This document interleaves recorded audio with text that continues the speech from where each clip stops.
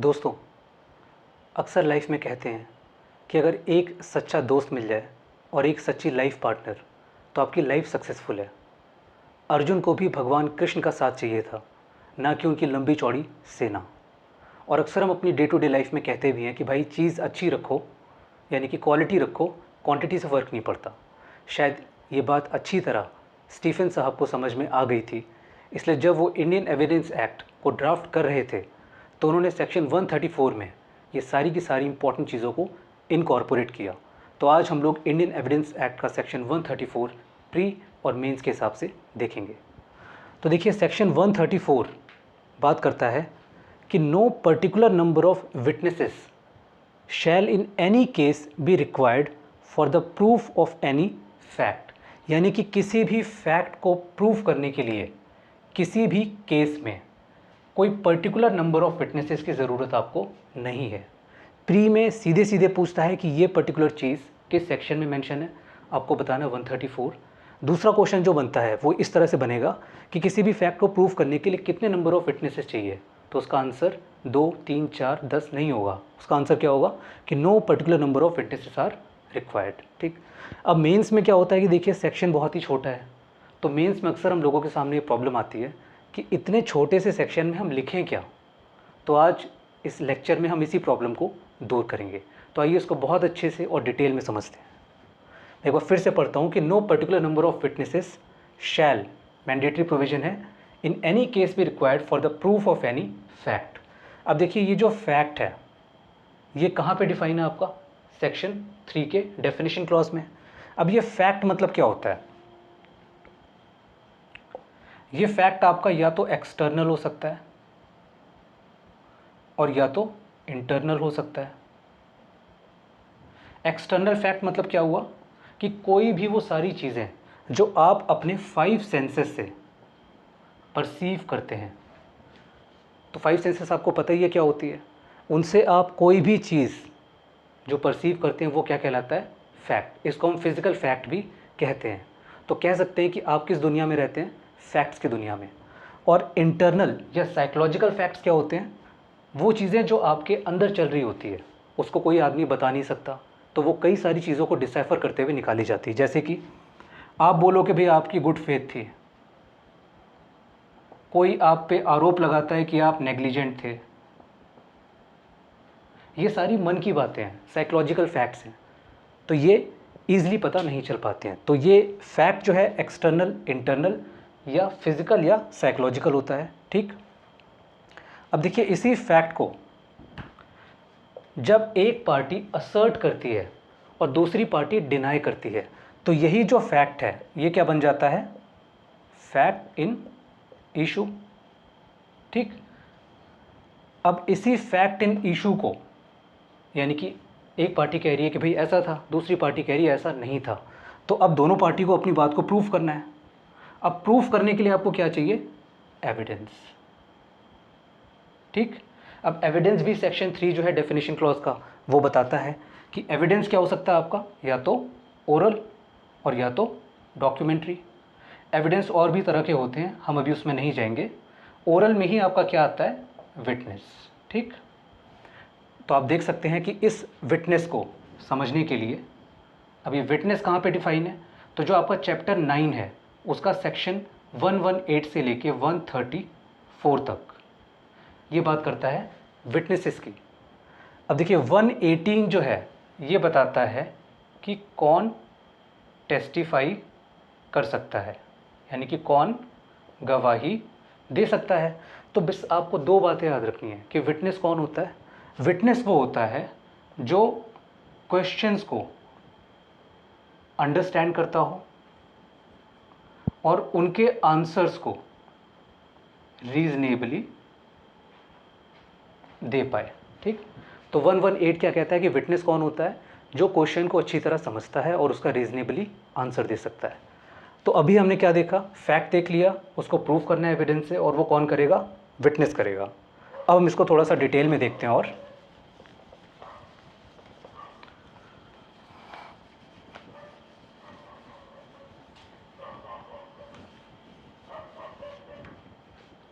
देखिए, एक केस है, इसमें हम 3 केस देखेंगे। सबसे पहले हम जो केस देखने जा रहे हैं वो है हमारा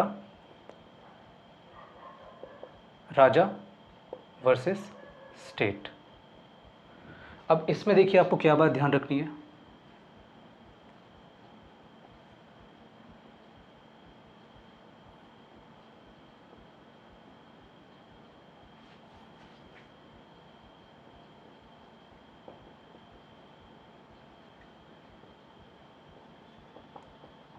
बस यही बोला था इस केस में।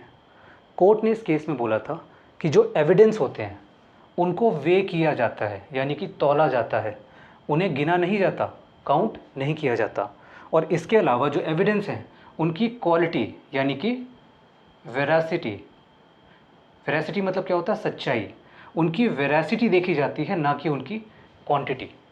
भाई मेरे और मेरे एक किसी दोस्त के बीच में अगर डिस्प्यूट हो गया, मेरी तरफ से एक आदमी गवाही देने के लिए खड़ा हुआ है और वो 20 लोगों को ले आया, तो इसका मतलब ये नहीं कि अगर उसके पास क्वांटिटी ज़्यादा है तो उसकी बात भी सही है। मेरे पास अगर एक विटनेस है और वो विटनेस क्या है मेरा, क्रेडिबल। अगर कोर्ट को लगता है कि जो मेरा विटनेस है वो क्या है, क्रेडिबल, यानी कि विश्वास करने योग्य है, तो कोर्ट मेरी बात मानेगी, उन 20 विटनेसेस की बात नहीं मानेगी। अब किसी भी विटनेस की क्रेडिबिलिटी सबसे इंपॉर्टेंट होती है और इसी क्रेडिबिलिटी को आप जो चैप्टर 10 का सेक्शन 135 से लेके 166 और पर्टिकुलरली जो आपका सेक्शन 138 का para 2 red with 146 evidence act and 155, इसको ख़ास तौर से देखा जाता है जब भी किसी विटनेस की क्रेडिबिलिटी को इम्पीच किया जाता है। तो अगर विटनेस इनक्रेडिबल नहीं होता है तो उसकी बात को माना जाता है। तो राजा वर्सेस स्टेट में आप क्या लिखेंगे कि in this case court held that it is axiomatic, that is self evident, कि evidences are weighed not counted and in any particular case the quality, that is veracity of the evidence matters not the quantity। ठीक, ये किस में बोला था, राजा versus state में। अब हम दूसरा केस देखते हैं। दूसरा केस है हमारा चाको, ये के है आपका चाको वर्सेस स्टेट ऑफ केरला। इसमें कोर्ट ने क्या बोला था, इसमें कोर्ट ने बोला था कि one credible witness outweigh the testimony of other witnesses of indifferent character. तो इसके कीवर्ड क्या हो गए, one credible witness outweigh the testimony of other witnesses of indifferent character. तो आपको ये पूरी लंबी चौड़ी लाइनें थोड़ी ना याद रखनी है, आपको तो बस क्या याद रखना है, ये कीवर्ड्स, है ना। ये कीवर्ड्स आपको याद रहेंगे, सेंटेंस तो अपने आप बना लोगे आप लोग। तो देखिए ये बड़ी सिंपल सी बात है कि कहते हैं 100 सुनार की 1 लोहार की। तो अगर एक लोहार यानी कि एक विटनेस यहाँ पे है और वो क्या है, क्रेडिबल, सबसे इंपॉर्टेंट यही चीज़ है।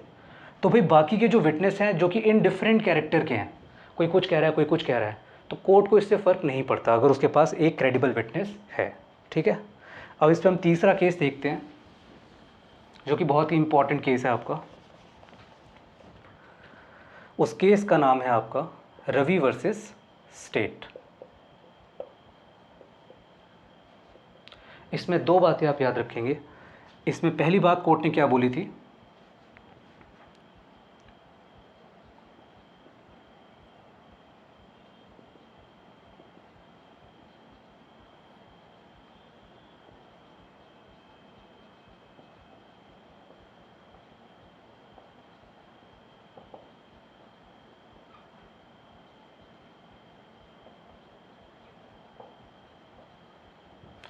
कोर्ट ने बोला था कि conviction can be based on the testimony of sole witness.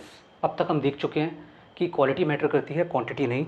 अगर कोई सोल विटनेस, इकलौता विटनेस भी है हमारे पास और उसकी टेस्टिमनी के बेसिस पर भी एक्यूज कन्विक्ट किया जा सकता है, लेकिन एक बात है यहाँ पे कि जो उसकी टेस्टिमनी है वो कैसी होनी चाहिए?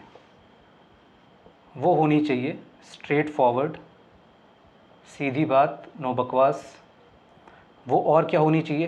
क्रेडिबल, मोस्ट इम्पॉर्टेंट, कोजेंट होनी चाहिए, कोहेरेंट होनी चाहिए, कंसिस्टेंट होनी चाहिए,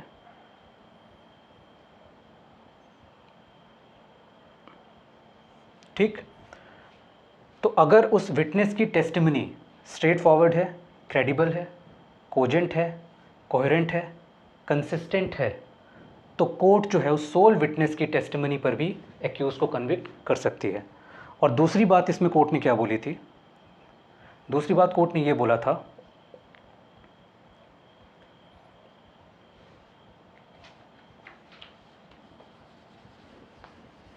बोर्ड छोटा है तो आपको थोड़ा सा सहयोग करना पड़ेगा। कोर्ट ने बोला था कि time and place of occurrence of offence भी एक बहुत बड़ा रोल प्ले करता है कि किसी पर्टिकुलर केस में कितने नंबर ऑफ विटनेस हमें चाहिए। तो देखिए, जहाँ पे ऑफेंस हो रहा है वो टाइम क्या था? ऑब्वियस है कि दिन के टाइम पे लोग आसपास ज़्यादा दिख जाते हैं। तो अगर कोई ऑफेंस हो रहा है और वहाँ पे आप सिर्फ एक विटनेस ला के कोर्ट के सामने रखते हैं, तो कोर्ट इंसिस्ट कर सकता है कि एक से ज़्यादा विटनेस लाइए, अगर वो विटनेस क्रेडिबल नहीं है। उसके अलावा प्लेस भी मैटर करती है। भाई, broad daylight marketplace में अगर हो रहा है या किसी सुनसान जगह पे हो रहा है, तो आपको पता है कि जहाँ पे भीड़ भाड़ वाली जगह है वहाँ विटनेस काफ़ी मिल सकते हैं, लेकिन जो सुनसान एरिया है वहाँ पे एक ही विटनेस मिल जाए तो बहुत बड़ी बात है। तो हम इसमें लिखेंगे कि जो ऑफेंस है वो कहाँ पे अकर हो रहा है और किस टाइम पे अकर हो रहा है, इसके बेसिस पर भी कोर्ट जो है वो इंसिस्ट कर सकती है कि और विटनेसेस की उसको रिक्वायरमेंट है या नहीं। और दूसरी बात इसमें कोर्ट ने क्या बोली थी कि टाइप ऑफ ऑफेंस और काइंड्स ऑफ विटनेस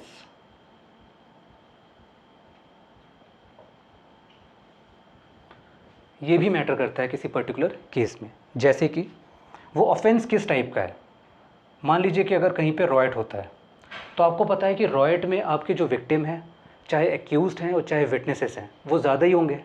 तो कोर्ट यहाँ पे इंसिस्ट कर सकती है कि एक से ज़्यादा विटनेस लेके आइए। इसके अलावा काइंड्स ऑफ विटनेसेस, अब मान लो कि विटनेस जो है अगर वो कोई चाइल्ड विटनेस है, इसके लिए एक रेलिवेंट केस है आपका पंची वर्सेस स्टेट ऑफ यूपी का। या मान लो कि अगर कोई अकम्प्लिस है, तो कोर्ट कुछ कंडीशंस में इंसिस्ट कर सकती है कि आप और विटनेसेस लेके आइए। आपको लेकिन एक चीज़ हमेशा याद रखनी है कि एक ही विटनेस काफ़ी है, बस वो क्या होना चाहिए? क्रेडिबल। तो ये 3 केसेस के साथ आप इस क्वेश्चन को डील करेंगे। ये क्वेश्चन जब भी आपके पास अगर मेंस में आता है किसी भी तौर पे, तो आपके लिखने का ऑर्डर क्या होगा मैं आपको बता देता हूँ। सबसे पहले आप सेक्शन 134 मेंशन करेंगे एज इट इज़। इसके बाद आप नेक्स्ट लाइन में विटनेस बताएंगे कि 118 में विटनेस को किस तरह से डिफ़ाइन किया गया है। इसके बाद फिर जो हमने 3 केसेस डील किए हैं, आप उसी ऑर्डर में उन केसेस को लिखेंगे। तो 134 में बस आपको इतना ही पढ़ना है।